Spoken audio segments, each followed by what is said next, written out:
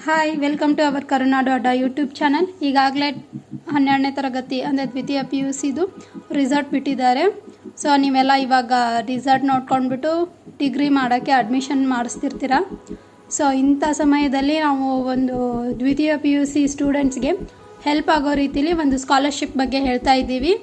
ಈ ಸ್ಕಾಲರ್ಶಿಪ್ ಬಂದುಬಿಟ್ಟು second PUC complete ಆದ ವಿದ್ಯಾರ್ಥಿಗಳಿಗೆ ಮಾತ್ರ. ಸೊ ಇದ್ರ ಹೆಸರು ಅಬ್ದುಲ್ ಕಲಾಂ ಸ್ಕಾಲರ್ಶಿಪ್ ಅಂತ. ಸೊ ಇವರು ಮಾಜಿ ರಾಷ್ಟ್ರಪತಿಗಳಾಗಿದ್ದರು. ಇದ್ರ ಬಗ್ಗೆ ನಿಮಗೆಲ್ಲ ಗೊತ್ತಿರುತ್ತೆ. ಸೊ ಮಿಸೈಲ್ ಮ್ಯಾನ್ ಅಂತಲೇ ಹೆಸರಾಗಿದ್ದರು. ಇವ್ರದ್ದು ಏನು ಭಾರತಕ್ಕೆ ನೀಡಿದಂಥ ಕೊಡುಗೆ ಏನಿದೆ ಅದರದ್ದು ನೆನಪಿಗೋಸ್ಕರ ಇವ್ರ ಹೆಸರಲ್ಲಿ ಇವಾಗ ಸ್ಕಾಲರ್ಶಿಪ್ ಕೊಡ್ತಿದ್ದಾರೆ. ಸೊ ನೀವು ಈ ಸ್ಕಾಲರ್ಶಿಪ್ನ ಪಡ್ಕೋಬೇಕು ಅಂತ ಅಂದರೆ ದ್ವಿತೀಯ PUC ಕಂಪ್ಲೀಟ್ ಆದವರಾಗಿರಬೇಕು ಮತ್ತು ಇವಾಗ ಡಿಗ್ರಿ ಅಡ್ಮಿಷನ್ ಮಾಡಿಸ್ತಾ ಇರಬೇಕು. ಅಂಥವರು ಇದಕ್ಕೆ ಅಪ್ಲಿಕೇಶನ್ನ ಹಾಕ್ಬೋದು.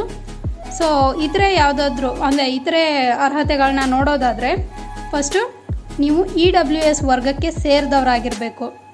ಎಕನಾಮಿಕಲಿ ವೀಕಲ್ ಸೆಕ್ಷನ್ ಆ ವರ್ಗಕ್ಕೆ ಸೇರಿದವರಾಗಿರಬೇಕು. ಸೆಕೆಂಡ್ PUC ಕಂಪ್ಲೀಟಾಗಿ ಇವಾಗ ಇಂಜಿನಿಯರಿಂಗ್ ಅಥವಾ ವೈದ್ಯಕೀಯ ಶಿಕ್ಷಣಕ್ಕೆ ಅಡ್ಮಿಷನ್ ಆಗ್ತಾ ಇರಬೇಕು.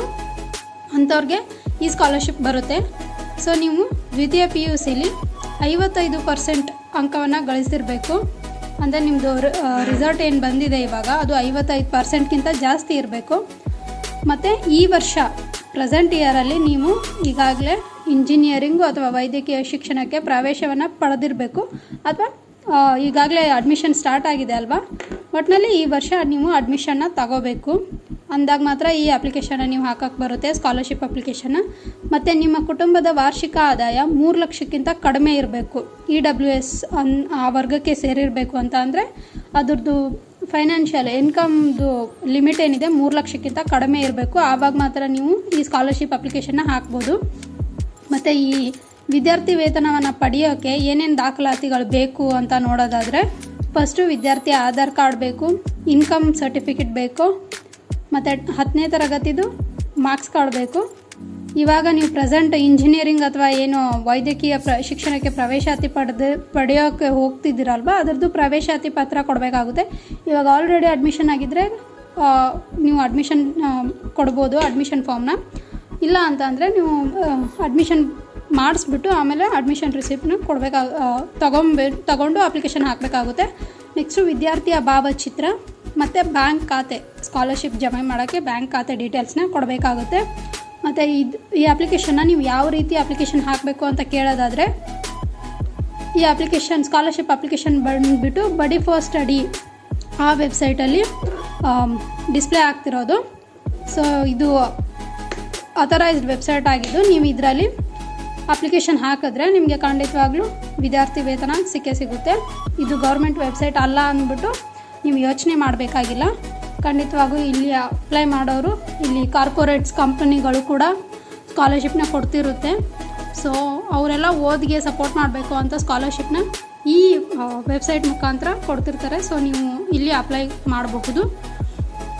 ಬಡಿ ಫಾರ್ ಸ್ಟಡಿ ವೆಬ್ಸೈಟ್ಗೆ ಹೋಗ್ಬಿಟ್ಟು ನೀವು ಅಲ್ಲಿ ರಿಜಿಸ್ಟ್ರೇಷನ್ ಮಾಡಿಕೊಂಡು ನೆಕ್ಸ್ಟು ಇಮೇಲ್ ಅಡ್ರೆಸ್ಸು ಮತ್ತು ಲಾಗಿನ್ ಆಗಬೇಕು. ರಿಜಿಸ್ಟರ್ ಆದಮೇಲೆ ಇಮೇಲ್ ಅಡ್ರೆಸ್ಸು ಮತ್ತು ಪಾಸ್ವರ್ಡ್ ಹಾಕ್ಬಿಟ್ಟು ಲಾಗಿನ್ ಆಗಿ ನೆಕ್ಸ್ಟು ಲಾಗಿನ್ ಆದಮೇಲೆ ಇಂಜಿನಿಯರಿಂಗು ಮತ್ತು ವೈದ್ಯಕೀಯ ಶಿಕ್ಷಣ ಮಹತ್ವಾಕಾಂಕ್ಷಿಗಳಿಗೆ ಅಬ್ದುಲ್ ಕಲಾಂ ವಿದ್ಯಾರ್ಥಿ ವೇತನಕ್ಕೆ ಅಲ್ಲಿ ನಿಮ್ಮನ್ನು ಇದನ್ನು ಮಾಡ್ತಾರೆ.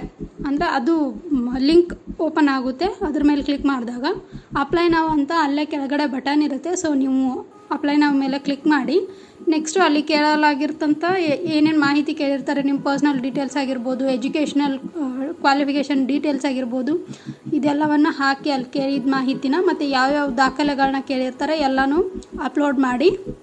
ಸೊ ಈ ರೀತಿ ಅಪ್ಲೋಡ್ ಮಾಡಿ ನೆಕ್ಸ್ಟು ನೀವು ಸಬ್ಮಿಟ್ ಮಾಡಿದ್ರೆ ನಿಮಗೆ ಸ್ಕಾಲರ್ಶಿಪ್ ಅರ್ಜಿನ ಸಲ್ಲಿಸ್ದಂಗೆ ಆಗುತ್ತೆ. ನೆಕ್ಸ್ಟು ಇದು ಈ ಸ್ಕಾಲರ್ಶಿಪ್ ಅಪ್ಲಿಕೇಶನ್ ಹಾಕೋಕ್ಕೆ ಲಾಸ್ಟ್ ಡೇಟ್ ಯಾವಾಗ ಅಂತ ಅಂದರೆ ಜೂನ್ 12ನೇ ತಾರೀಕುವರೆಗೂ ನೀವು ಸ್ಕಾಲರ್ಶಿಪ್ಗೆ ಅಪ್ಲೈ ಮಾಡಬಹುದು. ಅಲ್ಲಿವರೆಗೂ ಟೈಮ್ ಇದೆ. ಸೊ ಯಾರೆಲ್ಲ ಸೆಕೆಂಡ್ PUC ಮುಗಿಸಿ ನೆಕ್ಸ್ಟು ಇಂಜಿನಿಯರಿಂಗ್ ಮತ್ತು MBBS ವೈದ್ಯಕೀಯ ಶಿಕ್ಷಣವನ್ನು ಮಾಡಬೇಕು ಅಂತ ಹೊರಟಿದ್ದೀರೋ ಅಂಥವ್ರು ಮಾತ್ರ ಈ ಅಪ್ಲಿಕೇಶನ್ನ ಹಾಕ್ಬೋದು. ಬೇರೆ ಡಿಗ್ರಿ BSc ಆಗಿರ್ಬೋದು, BA ಆಗಿರ್ಬೋದು, BCom ಆಗಿರ್ಬೋದು, ಇಂಥದ್ದೆಲ್ಲ ಡಿಗ್ರಿಗಳನ್ನ ಮಾಡ್ತಿರೋರು ಅಪ್ಲಿಕೇಶನ್ ಹಾಕೋಕ್ಕಾಗಲ್ಲ. ಸೊ ಇಂಜಿನಿಯರಿಂಗು ಮತ್ತು ವೈದ್ಯಕೀಯ ಶಿಕ್ಷಣ ಇಬ್ಬರಿಗೆ ಮಾತ್ರ ಇಲ್ಲಿ ಆಪ್ಷನ್ ಕೊಟ್ಟಿದ್ದಾರೆ. ಸೊ ನೀವು ಈ 2 ಕೋರ್ಸ್ಗಳನ್ನ ಮಾಡ್ತಾಯಿದ್ರೆ ನೀವು ಕೂಡ ಈ ಸ್ಕಾಲರ್ಶಿಪ್ಗೆ ಅರ್ಜಿನ ಹಾಕ್ಬೋದು. ಇದರಿಂದ ನಿಮ್ಮ ಓದಿಗೆ ಹೆಲ್ಪ್ ಆಗುತ್ತೆ.